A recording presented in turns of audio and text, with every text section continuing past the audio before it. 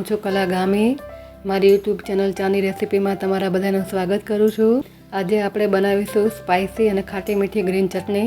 જો તમારી ચટણી કાળી પડી જતી હોય તો આજે આપણે તેમાં એક સિક્રેટ વસ્તુ ઉમેરીશું જેનાથી તમારી ચટણી બિલકુલ પણ કાળી નહીં પડે અને આ ચટણીને તમે ચાટ, ભેળ કે પછી સેન્ડવિચ સાથે પણ ખાઈ શકો છો। તો ચાલો શરૂ કરીએ આજની મજેદાર રેસીપી સારી લાગે તો વિડીયોને લાઈક અને શેર કરજો અને મારી ચેનલને સબસ્ક્રાઈબ કરજો। તો હવે એકદમ સરસ ખાટી મીઠી તીખી ગ્રીન ચટણી બનાવવા માટે મેં અહીંયા એક જોડી કોથમીરને પાછળના માટીવાળા ભાગને કાપીને લીધી છે। હવે આપણે આ કોથમીરને ધોઈ લેવાની છે। કોથમીરને ધોવા માટે આપણે અહીંયા મોટા વાસણમાં પાણી લઈ લઈશું અને પાણી ભરેલા વાસણમાં આપણે કોથમીરને ઉમેરીને હાથેથી સારી રીતે ધોઈ લઈશું। તો આવી રીતે પાણીમાં ધોવાથી કોથમીરમાં જે માટીનો ભાગ હોય તે નીકળી જાય છે અને આવા જે ખરાબ અને પીળા પાન હોય એને આપણે કાઢી નાખીશું। અહીંયા તમારે ગ્રીન ચટણી બનાવવા માટે આ રીતની ફ્રેશ કોથમીરનો જ ઉપયોગ કરવાનો છે અને તમારે આ ચટણી બનાવવા માટે ફક્ત પાંદડાનો ઉપયોગ નથી કરવાનો, આ રીતે કોથમીરના ડાળખા સાથે જ ઉપયોગ કરવાનો છે। તેનાથી ચટણીનો સ્વાદ ખૂબ જ સરસ લાગે છે। તો આવી રીતે આપણે બધી કોથમીરને 2 થી 3 વખત પાણીથી સારી રીતે ધોઈ લઈશું।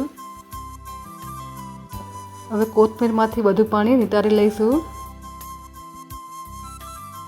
હવે ધોયેલી કોથમીરને એક પ્લેટમાં લઈ લઈશું। તો મિત્રો તમે જોઈ શકો છો પાણીમાં કેટલો બધો કચરો દેખાય છે। તો કોથમીરને ધોવી ખૂબ જ જરૂરી છે। તો અહીંયા મેં કોથમીરને સરસ રીતે પાણીથી ધોઈને ચોખ્ખી કરી લીધી છે। હવે આપણે કોથમીરને સાઈડ ઉપર રાખી દઈશું। હવે આપણે ચટણી બનાવવા માટે એક મોટો મિક્સર જાર લઈ લઈશું। મેં અહીંયા 5 નંગ મીડિયમ તીખા મરચાં લીધા છે। આ મરચાંને આપણે મિક્સર જારમાં કાપી લઈશું। તમારે વધારે તીખી ચટણી જોઈતી હોય તો તમારે તીખા મરચાંનો ઉપયોગ કરવો।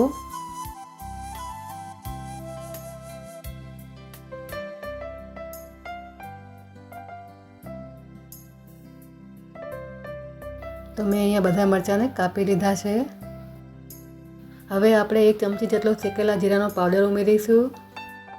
ત્યારબાદ 1 ચમચી જેટલું સિંધાલું મીઠું ઉમેરીશું। તમે અહીંયા સાદા મીઠાનો પણ ઉપયોગ કરી શકો છો। 1 ચમચી જેટલું આખું જીરું ઉમેરીશું। એક નાનો ટુકડો આદુની છાલ ઉખાડીને કટકા કરીને ઉમેરી દઈશું। 6 થી 7 કળી લસણની કળીને ઉમેરી દઈશું। લસણ ઉમેરવાથી ચટણી ખાવામાં વધારે ટેસ્ટી લાગે છે। 1 ચમચી જેટલા દાળિયા ઉમેરી દઈશું। દાળિયા ઉમેરવાથી ચટણી એકદમ ઘાટી બને છે। તમે અહીંયા દાળિયાની જગ્યાએ નાયલોન સેવ પણ ઉમેરી શકો છો। ત્યારબાદ 1 ચમચી શેકેલા સિંગદાણા ઉમેરી દઈશું। તમે કાચા સિંગદાણા પણ ઉમેરી શકો છો। સિંગદાણાથી ચટણી જાડી બને છે અને સ્વાદ પણ સારો આવે છે।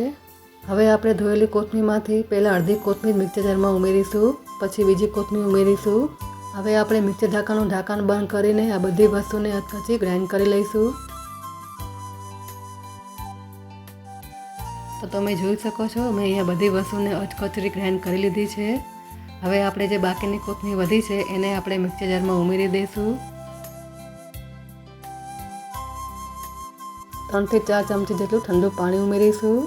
હવે આપણે એક સિક્રેટ વસ્તુ ઉમેરીશું જેનાથી આપણી ચટણી બિલકુલ કાળી પણ નહીં પડે અને એકદમ કલર પણ ગ્રીન જળવાઈ રહેશે।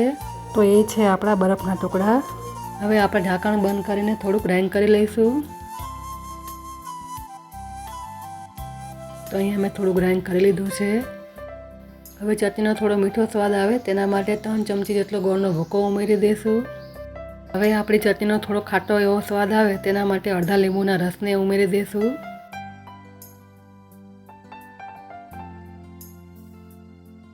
હવે ઢાંકણ બંધ કરીને ફરીથી બધી વસ્તુને સરસ રીતે ગ્રાઇન્ડ કરી લઈશું।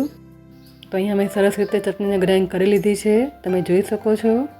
તો આ રીતે બરફ અને ઠંડુ પાણી ઉમેરવાથી એકદમ ચટણી ગ્રીન બનીને તૈયાર થાય છે। અહીંયા પાણી તમારે ચટણી ગ્રાઇન્ડ કરતી વખતે જે રીતની જરૂર પડે એ રીતે તમારે વધારે કે ઓછું પણ કરી શકો છો। તો તૈયાર થયેલી ચટણીને આપણે એક બાઉલમાં લઈ લઈશું। એકદમ સરસ આપણી ચટણીનો ગ્રીન કલર આવ્યો છે। તો તૈયાર છે એકદમ સ્પાઇસી ખાટી મીઠી ગ્રીન ચટણી। આ રીતે ચટણી બનાવીને તમે એરટાઈટ બેરણીમાં ભરીને 15 થી 20 દિવસ સુધી ફ્રીજમાં સ્ટોર પણ કરી શકો છો। જો તમને મારી આજની રેસીપી પસંદ આવી હોય તો મારા વિડીયોને લાઈક અને શેર કરજો અને આવા નવા વિડીયો જોવા માટે મારી ચેનલને સબસ્ક્રાઈબ કરજો। ફરી મળીશું નવી રેસીપી સાથે. ત્યાં સુધી બધાને જય શ્રી કૃષ્ણ.